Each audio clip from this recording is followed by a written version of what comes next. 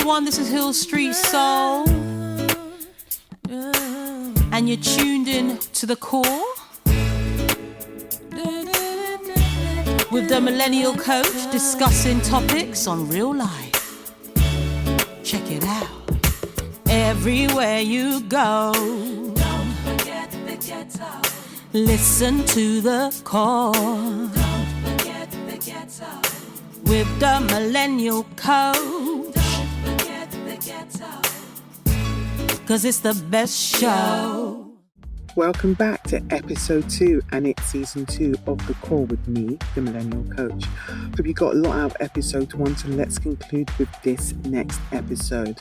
But before we get into the final part of this 2-part show, please make sure you subscribe and get into the mix to stay acquainted with The Call with your favourite podcaster, the Millennial Coach. Enjoy the show, tell your friends, stay tuned. So we just spoke about the amygdala, the limbic system, and the prefrontal cortex. So if you haven't taken any notes, quickly write those 3 down, do your research, figure out which one you're operating from, and then let's move forward. But I do want to talk about how procrastination can manifest. One of the key things is depression. Depression is something, and we talk about mental health. It's, to me, it's a buzzword at the moment. And I think, with a lot of the traumas that many people suffer, particularly, I would say, with the recent issues with institutionalized racism, there's a lot of things that people don't realize, especially with, black co-workers. You don't even realize that they may be depressed in the workplace because of how they're being treated, but they're just keeping a happy face to keep it moving. And that I talk about race, discrimination, sexism. I don't talk about religion because I just think that's too much of a delicate topic. And also, I'm not a religious person, so I'm not here or an authority on that subject. But I think procrastination is something many people experience. And when you're depressed, it's like you've got a brick on your back and you can't move. Depression gives you the feeling of hopelessness or helplessness. You also lack energy, which can make it difficult to start even the simplest of tasks. And it can also create a level of self-doubt.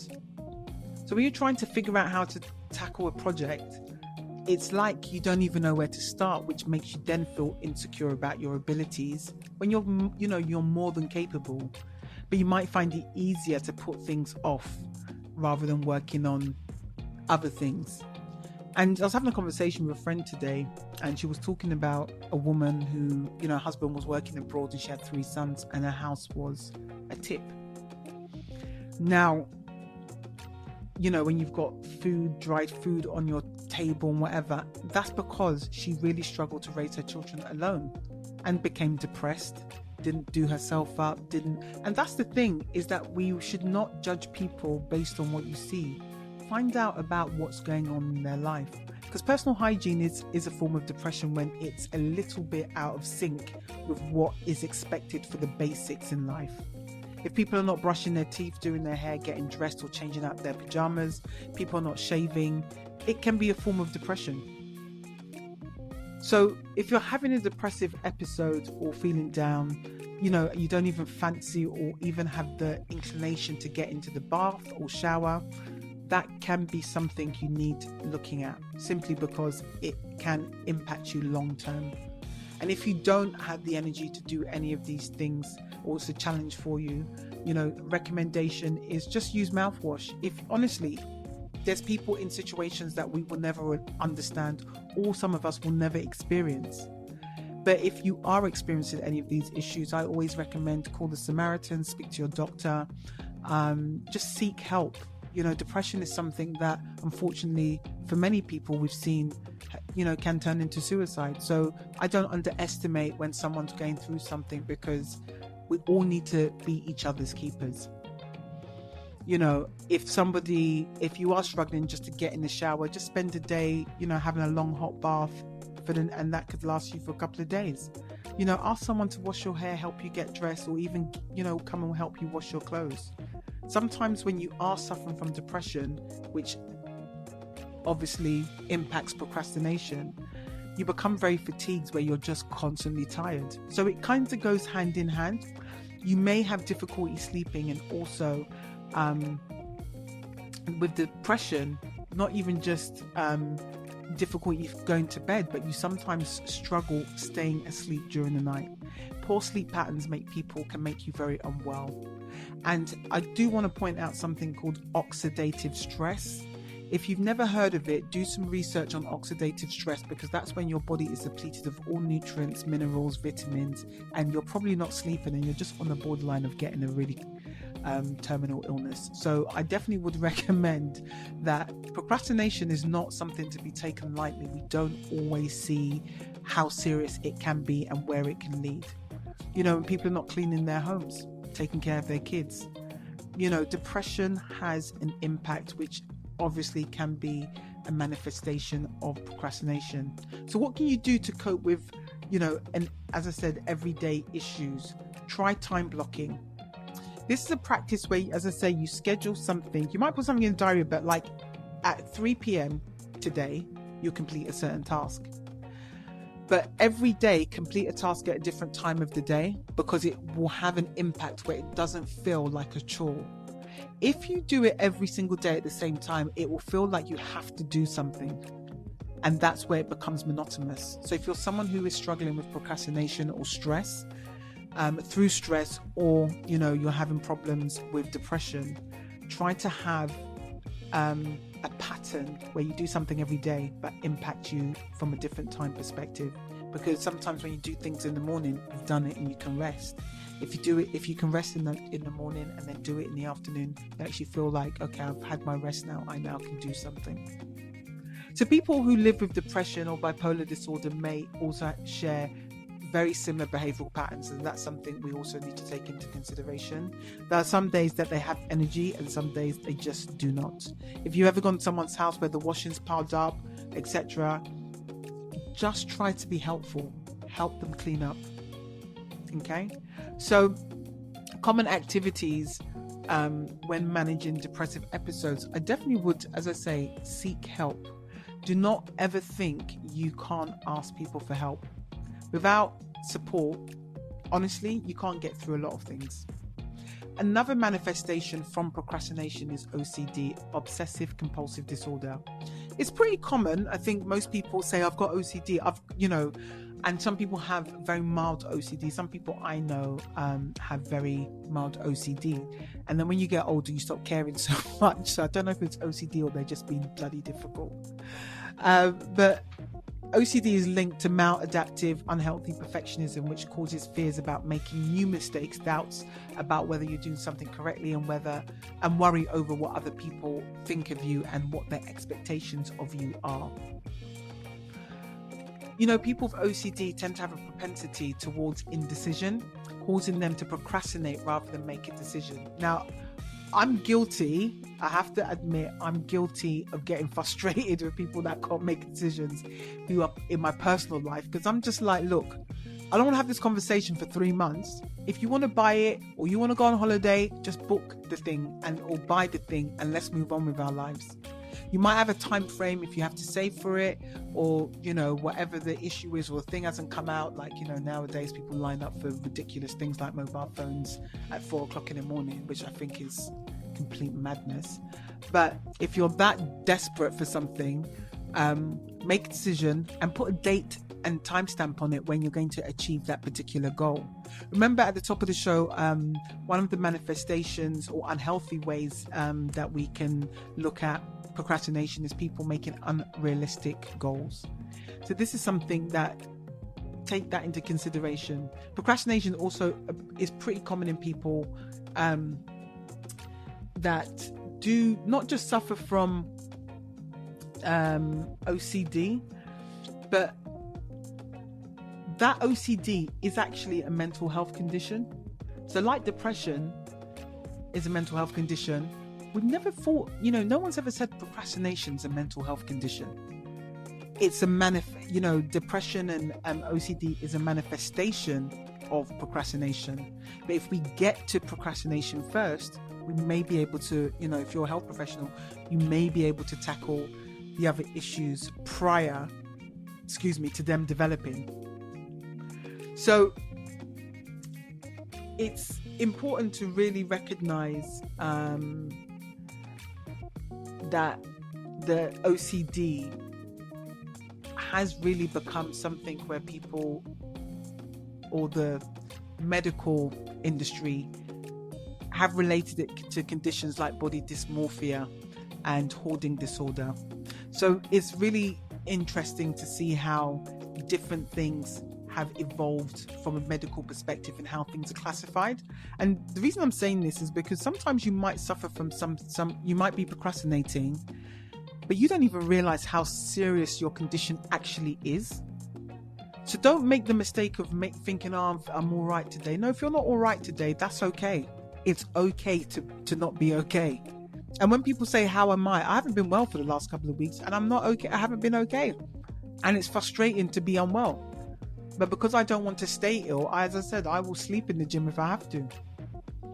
So another manifestation, when we talk about obsessions, OCD, let's just break down the obsessions that are thoughts, images, or ideas that just won't go away. But what happens is these become very aggressive and they become habitual. Remember, habits are things and behaviors that we do regularly that we stop thinking about and it becomes automated. The compulsiveness of the actual behaviors is when you become excessive, where things have to be done right now. Now, as I said earlier, I'm a right now type of chick, but I'm not talking about things that are not useful. I'm talking about if I'm going somewhere, like I was in, honestly, PC World, courage, you need to sort out your customer service. I've got to say that now. They're mucking about on the till, not taking the customer seriously. I just walked out. I was like, I really haven't got time for this. I've got more important things to do in my life than sit and watch salespeople entertain each other and crack jokes. You don't run a business like that. And I think people need to be disciplined, in terms of how they are managing not just their time, but me as a customer. You're not managing my time very effectively by messing about, and I don't really appreciate all of that. But as I'm going off in a tangent, let me come back to the lecture at hand. But one of the key things, as I've said before, speak to your doctor to make sure that you get diagnosed. Very important. So ADHD is the last symptom that sometimes is manifested, and we had Haroon Speaks last week speaking about as from a man's perspective, being an adult with autism and only being recently diagnosed because he knew something wasn't right. And what I loved about that show is I had other guys come to me and say, how can I get diagnosed? Or can I listen to the show again? So the show, you can find all shows on Mixcloud, DA, The Millennial Coach, through Itch FM. So please feel free to just sample some of the shows and check them out and get the information that you need. But if you are suffering from ADHD, which is attention deficit hyperactivity disorder, that, does impact how you struggle with procrastination. You get distracted by outside stimuli as well as internal thoughts, and it'd be hard to get started on any kind of task or even stay interested in the task. But we're talking about different types of procrastination, and I'm going to go into different types of procrastinations or procrastinators. We've all got them. We work with them. We live with them. We have friends who are them. And procrastinators, you get, so the type of procrastinator that exists is the performer. It's known as the performer, and they tend to say, I work well under pressure. Now, if pressure is upon my spirit, I will do my best to make sure I don't crumble. I will have a breakdown after the whatever it is I'm doing. But people that say they work well under pressure, I think that is questionable because they force themselves to focus by shrinking the time they have when they're tackling the tasks. So the reason behind this is to be perfect. If you're tight on time, there's no way the task can be done to your unreasonably high standards, if you've got a client. So, and also that helps people get into old patterns of behavior. So when somebody says, I work well under pressure, The issue is simply falling back into old patterns and beliefs that have you to be the 11th hour saviors. And I've worked with people like that, where they're like, oh my God, I only had, an hour before this happened and I just made it happen. They're annoying. Let's be real, they're super annoying. So no matter what, being in the habit of putting pressure on yourself is not sustainable long term. Your biggest challenge for these types of individuals that I work well under pressure, their challenge is to get started to begin with, because if they were organized, they wouldn't have that issue. Okay, so being organized allows you to actually do things earlier, so you get things done. For example, again, I like to use my prefrontal cortex. I like to plan that I get to the studio early, sort out all the, make sure the equipment's working. I can listen to a couple of tracks, and, like last week we had a late start, just some issues that would be on my control. And it was really, for me, it was very stressful. And I don't like feeling that level of pressure where I have to now get things to work. And if they don't work, I've got stress. So if you do things, leave on time, start the project, a week, 2 weeks before it's meant to be handed in, even if you're just reading the information, so you're ready to start the project the week later and then hand it in the following week. So, you've got to organize yourself, flip the script again on the start date of whatever it is that you're doing, and focus on the different tasks that need to be done in order to facilitate completion without stress. But the thing that I would say is those individuals that, oh my God, Frank is so amazing, they saved the day. I don't endorse violence, but they do need a slap, because they're encouraging this type of behavior. And that person will continue to do it because they're getting praised for being a procrastinator. And so this is why being a procrastinator is something to not celebrate. It's something to be aware of, that actually, again, what we said at the top of the hour, has an impact on other people. When you are not doing what you're supposed to do, and then, you come when you feel like it, or you want to be the 11th hour savior, do you know how much people you frustrated on the way? But then when someone says, oh my God, Frank saved the day, that person also, you both should be fired, because that person, if they think you're that great, then you two should go and set up your own company. So the second type of procrastinator is the self-deprecator, who says, I'm so lazy right now. Those ones as well. Some people love to let you feel sorry for them.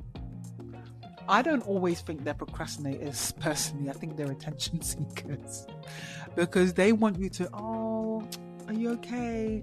I'm not very good with that nonsense. If it's like someone, it's the reverse of a tantrum. I'm so lazy right now, so they need extra help, or you just need to be more patient with them. And then they tend to blame inaction on the laziness or stubbornness, rather than they admit that they're tired, or they really need to be more compassionate with themselves. Now, because I don't entertain those types of people, I just tell them, be honest with yourself of how you're feeling. If you can't do something, just tell someone, I'm tired. No, the world's not going to end. The world is not. If I can't meet someone, I can't. I just say, look, I'm not in a good place, or I'm not feeling well, or I'm exhausted. Sometimes people will say, oh, do you fancy going for a walk? It's really nice weather. A friend of mine about 3 weeks ago said that, and I just said to her, to be honest, I've already planned my day. So there was no space for me, and I'm not now going to become the 11th hour savior by turning up, going for a walk with someone so they can like me more. I'm busy. It's about respecting also yourself and your own energy levels, because we only have so much. And as you get older, you got to realize that your energy levels deplete, like everything in our bodies deplete. Hence the reason I'm a pill popper of vitamins. So when you become, when you don't eat the right foods, you don't exercise, you can become even more lethargic than normal. Your body needs to be able to be active on a day-to-day basis in order to actually impregnate your mental health with serotonin and dopamine to keep you motivated and also happy. When the gyms were closed, I actually spent more time eating and sitting in my recliner. I didn't fancy going for a walk. I didn't want to go to the park. I don't even enjoy running. And I'm not going to do something just because, I'm one of these people. I do it because I want to do it, not because I have to sometimes. But since the gyms have been open, when I've been able to go, I will go, because it's first of all, it does make me happy. But in the second breath, I know for my mental health, it's vital that I'm active in that way.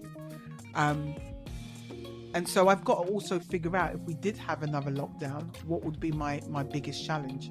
So that I'm so lazy right now. Just be honest, take a break. That's your biggest challenge is not taking breaks. We already know what, you're going to say you don't have time to rest, but you can rest when you die. So if you want to die early, then don't rest. That's my suggestion. If you really don't care about your health, keep going until you have a mental or physical breakdown. So the solution is recharge. Try taking a walk, give yourself some space, and try to begin to rebuild your energy.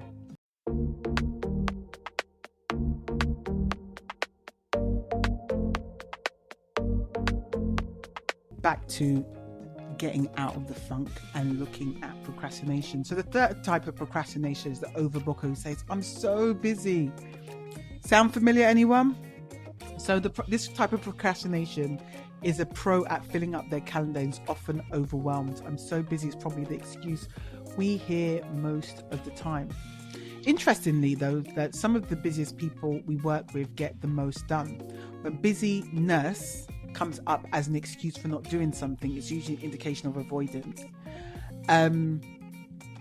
Yes, I agree. And I actually, if I don't want to do, someone phones me and they want me to do a project and I don't actually like the sound of it, I'm overwhelmed, I'm busy. Or if, like, when I first started working for a training provider in the UK, when I came back to the country, they tried to give me like 70 people to coach. I was like, I told them I can only do 30 people. It's too much, my mental health.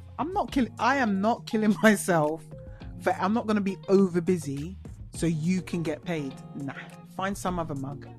So I will just say, if you're an overbooker, your biggest challenge is you've got to stop creating chaos for yourself.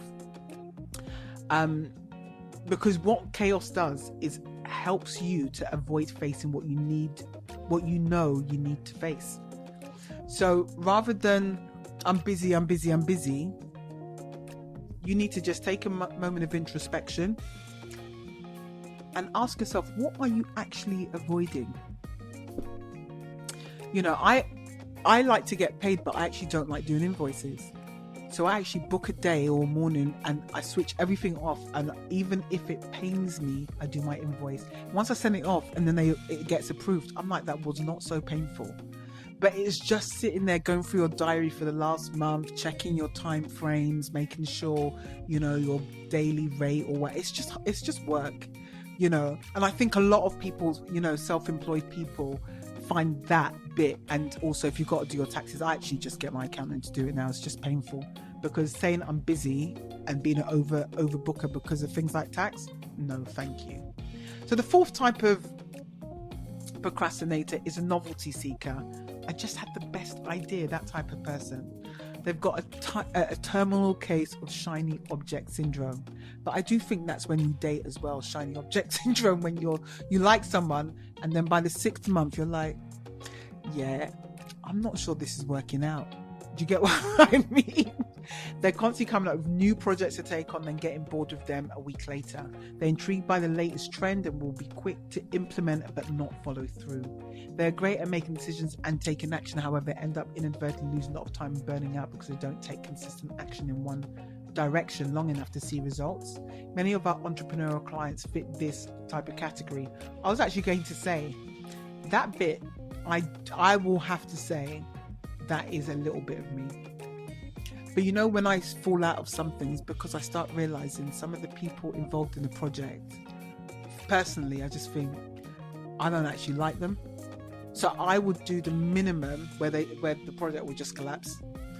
And Because sometimes if you do say something, it does cause conflict. And sometimes you've got to do it in a way where people don't feel offended. So it's really important to understand that. Okay. So I'm going to just talk about solutions before we end today's show. So solutions in helping you as individuals manage procrastination. So, when we're talking about depression, I think that's quite an important element, because I think it's often overlooked or even just misinterpreted when people are procrastinating as they're being lazy. So the first thing, and I say this to a lot of people, be kind to yourself, be easy on yourself.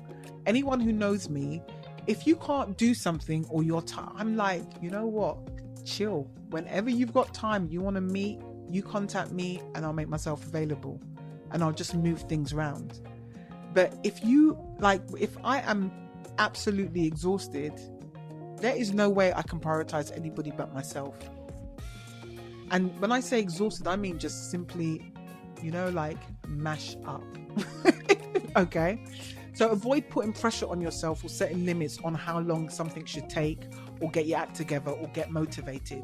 One of the things about procrastination, there is no magic moment where you're going to feel motivated.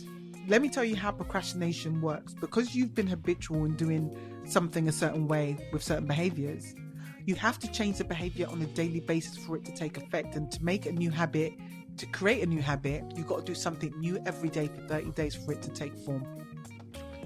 It's something as coaches we encourage. But also, I think it's important coaches actually follow through with what they're saying. I haven't gone to the gym, and when I become unwell, it actually makes me feel a bit depressed. And so it takes me a while to get back and change the habit of having to lie in every day and say, I'm going to get up tomorrow for the gym. And then one day I just get up and that's it. Because I always say to people, if you don't do certain activities, what's the alternative? Alternative is never a good look. So for example, if you don't want to work, the alternative in the UK, the US is the 1st and the 15th, is government funding. And what can you do with £400 universal credit every month? You can literally just buy a few packs of toilet tissue and that's it. So the alternative is to work and have the lifestyle, or some lifestyle, where there's value, where you feel that you have earned your money in a way that makes you happy.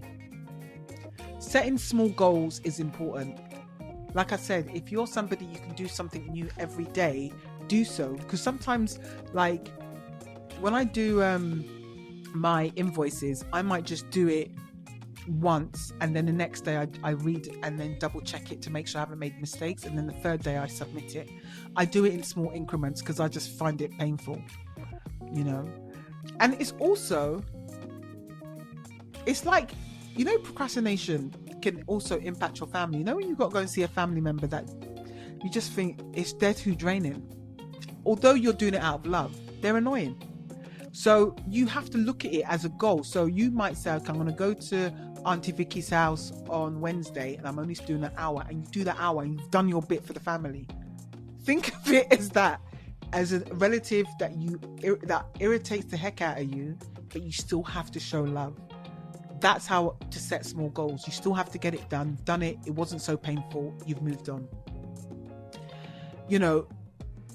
If you think of it as a mono task, it's something small and individual.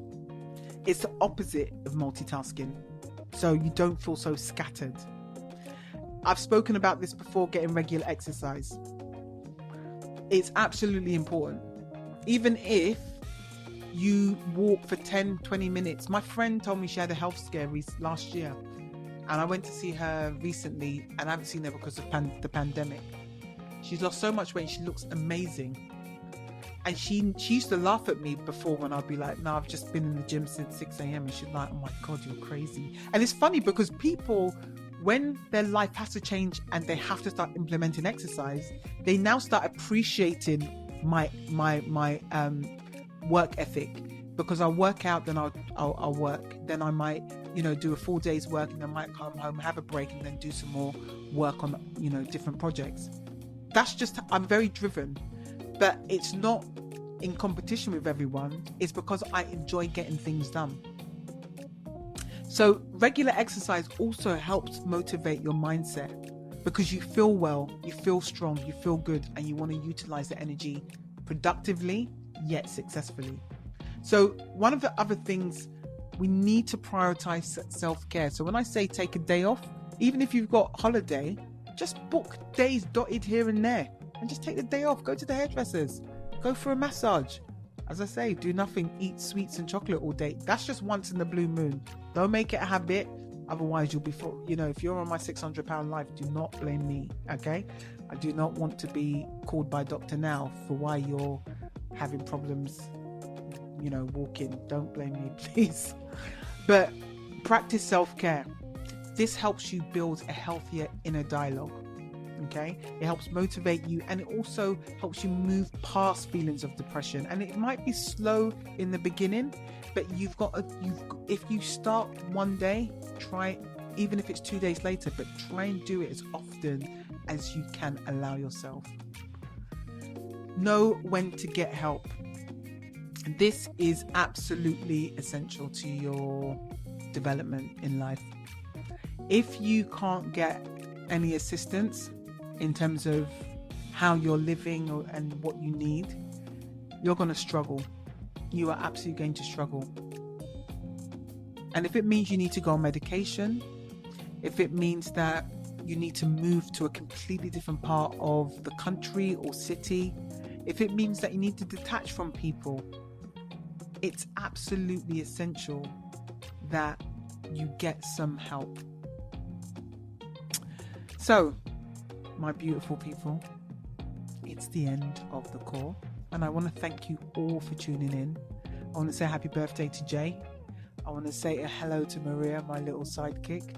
She's always tuned into the show. She sends me such fun messages, and I just enjoy her company as a person. So I do want to thank her, and everyone else that actually takes time to repost my posts, likes my posts, and anyone that just makes the effort. I just want to say thank you very, very much. Honestly, it's highly appreciated and heartfelt. So I do want to say thank you.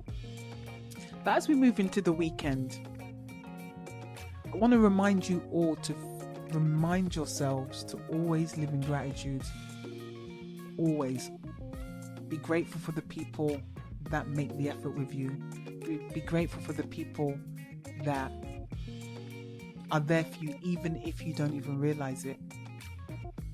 Be grateful for the fact that you've even got money to buy food. Be grateful for the fact that you woke up this morning. I'm very grateful for the fact the sun is shining and it's not cold in the UK. That much I can tell you. Absolutely grateful. Thank you, God. Just be grateful for the small things.